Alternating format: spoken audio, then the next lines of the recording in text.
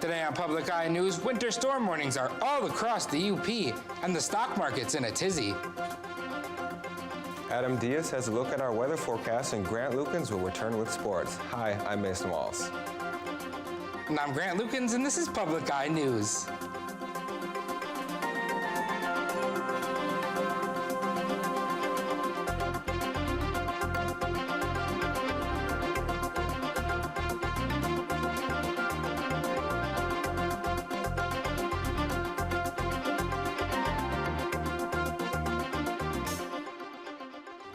Winter storm warnings are in effect all around the UP. For Marquette and Baraga County, the warning will be in effect from 9 a.m. Tuesday to 7 a.m. Wednesday. Alger, Luce, Northern Schoolcraft, and Southern Schoolcraft have a warning that's in effect from 10 a.m. Tuesday until 7 a.m. on Wednesday. All locations can expect heavy snowfall of 6 to 10 inches, which will make travel very difficult. Winds could make conditions a complete whiteout in some areas. And last Sunday morning, many people went out in the cold to participate in the Run Your Heart Out 5K. Participants could run as a couple, an individual, or be set up on a blind date. Prizes were awarded to runners in every age group, and after the run, participants met at the Ordock to warm up. Conditions did cause the trail to be rerouted and did keep some of the runners at home. The expected transport of oversized loads from Escanaba to Tilden Mine set to begin tonight have been postponed due to weather. 4 large kiln components will be transported at a further date and are expected to temporarily block traffic. MDOT will release a new schedule of the transport, but drivers can expect it to occur between the hours of 10 p.m. and 5 a.m. and minimize traffic impact. The loads will be traveling on US 2 to M35, then M553 along with Marquette County Road 480, and then back onto M35 to the mine. And a Crystal Falls man is now facing federal charges for dealing meth. 37-year-old Jesse Hamilton has been charged with conspiracy to distribute and possess with intent to distribute meth, along with sell, distribute, or dispense possession with intent to distribute. He was arrested after a search warrant was put out by Upset for a residence on Oswald Street in Crystal Falls. Detectives seized over 40 grams of crystal meth, and Hamilton will be back in court for a pretrial conference on February 21st. Governor Whitmer plans to make massive changes to Michigan's Medicaid work requirements before they take effect, saying that they could cause people to lose coverage. Earlier, Whitmer wrote a letter to the federal government saying the conditions of the Medicaid work requirements were acceptable and would expand coverage, but she is now saying that she will work with Republican legislators to make changes to the requirements.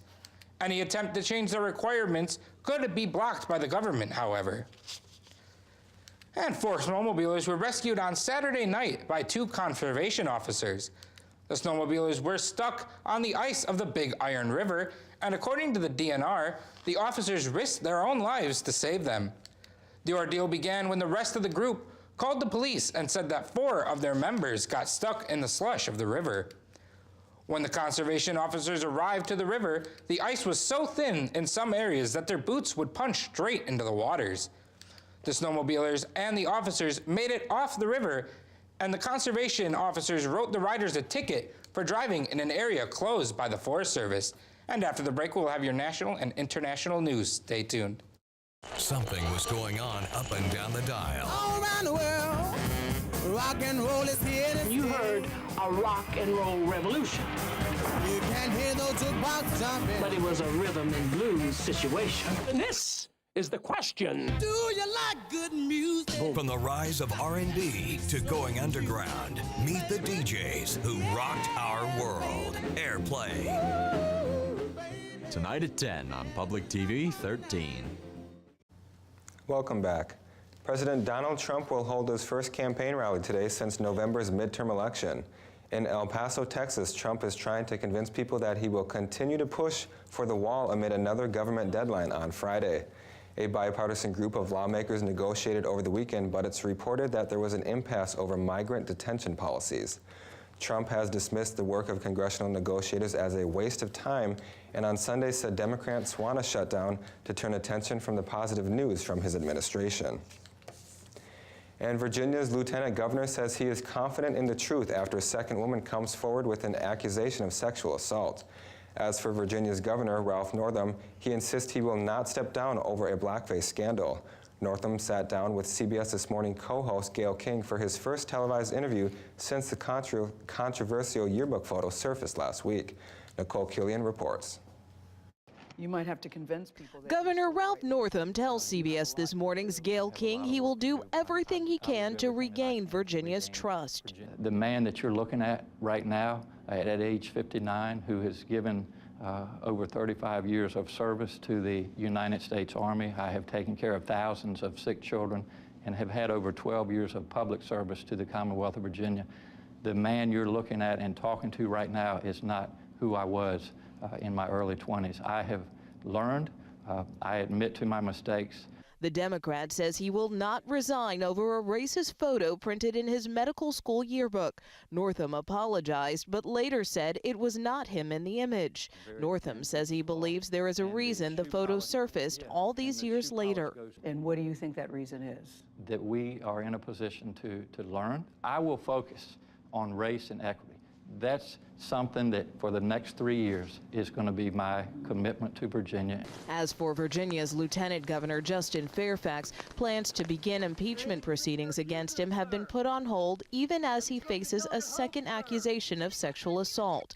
In the latest claim, Meredith Watson alleges Fairfax raped her in 2000 when they were college students at Duke University. We've called for an independent investigation, and I am still very confident in the truth. Fairfax acknowledges he knew Watson in college, but denies her accusation.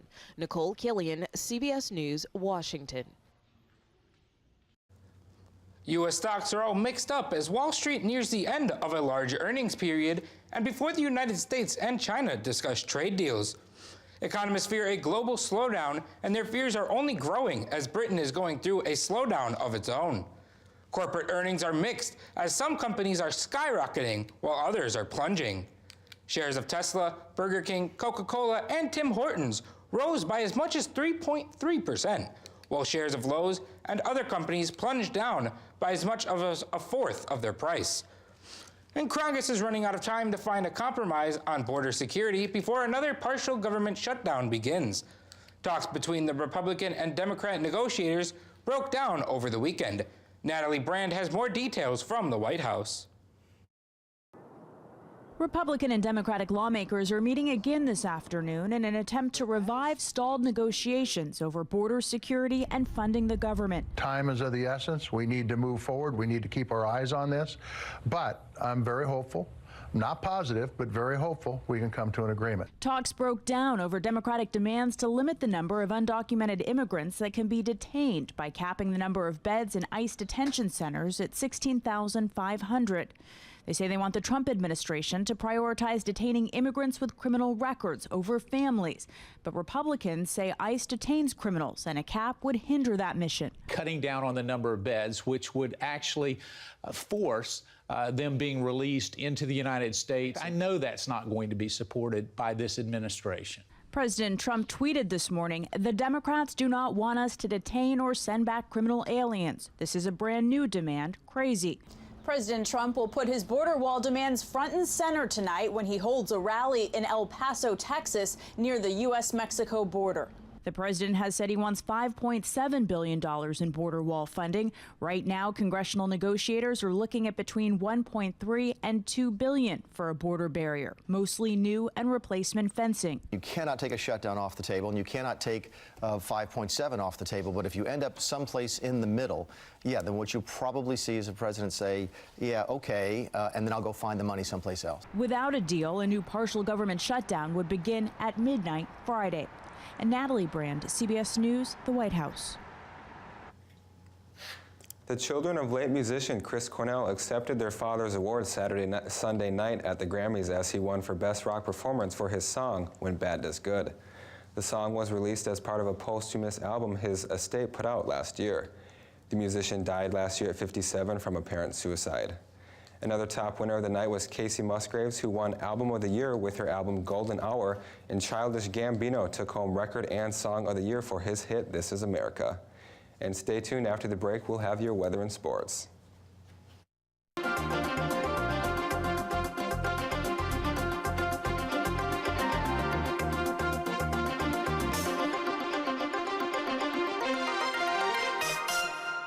Next time on Antiques Roadshow, will this vase make its owner as proud as a peacock? We have 2 full peacocks on the piece. Their tails end in the base. There are glass tiles to look like the eyes of the peacock feathers. Only about 250 pieces were said to be made by this company total.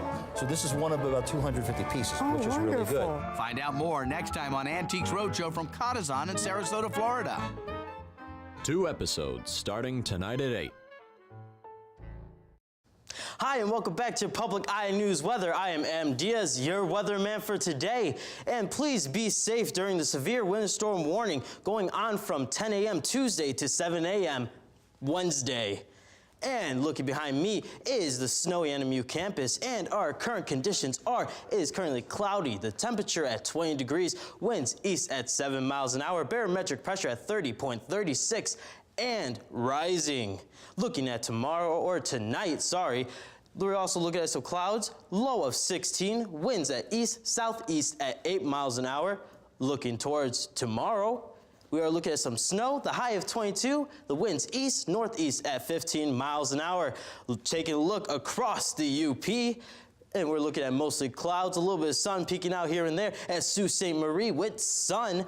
22 degrees, Manistee 24, Escanaba 23, and then Menominee also at 23. And then we're going over to Iron Mountain at 20, Ironwood 21, Houghton 24, and wonderful Marquette at 20. And looking into our week ahead, we're looking at Wednesday, the high of 23, the low of 15, and AM snow showers. Thursday, the high of 26, the low of 16, and PM snow showers. Friday, the high of 18, the low of 10, and cloudy.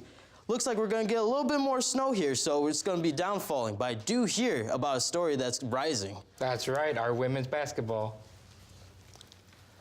NMU women's basketball team wrapped up the senior weekend with a sweep over the Saginaw Valley State Cardinals 56-38, and the Northwood University Timberwolves 54-43. Senior guard Darby Youngstorm led both games in scoring as she recorded 18 and 17 points respectively. Sunday's game also saw the brief return of senior guard Chloe Tompkins, who took the ceremonial tip-off after being out the last 2 seasons due to a serious injury. And the NMU men's basketball team also earned a senior weekend sweep last weekend as they beat the Saginaw Valley State Cardinals 87-73 and Northwood University Timberwolves 72-60. Senior guard Isaiah Johnson led Thursday's game with 23 points as fellow senior guard Nava Eccles took the senior day game with 25 points, shooting from 50% from the floor. And NMU hockey began their 4th game trip down at the University of Alabama, Huntsville, as they battled to a split with the Chargers, settling for a 2-2 tie, only to lose in overtime on Friday's game. However, Saturday's game was very different, and they would win 6-3 by getting 3 goals in the second period. 6 players accounted for 1 goal each in the contest.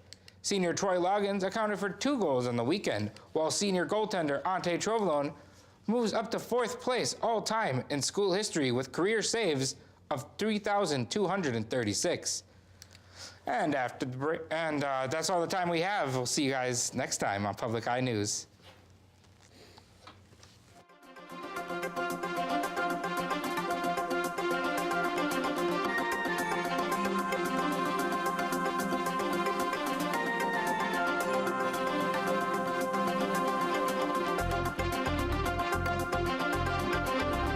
The preceding program was produced in studios located in the Edgar L. Hardin Learning Resources Center.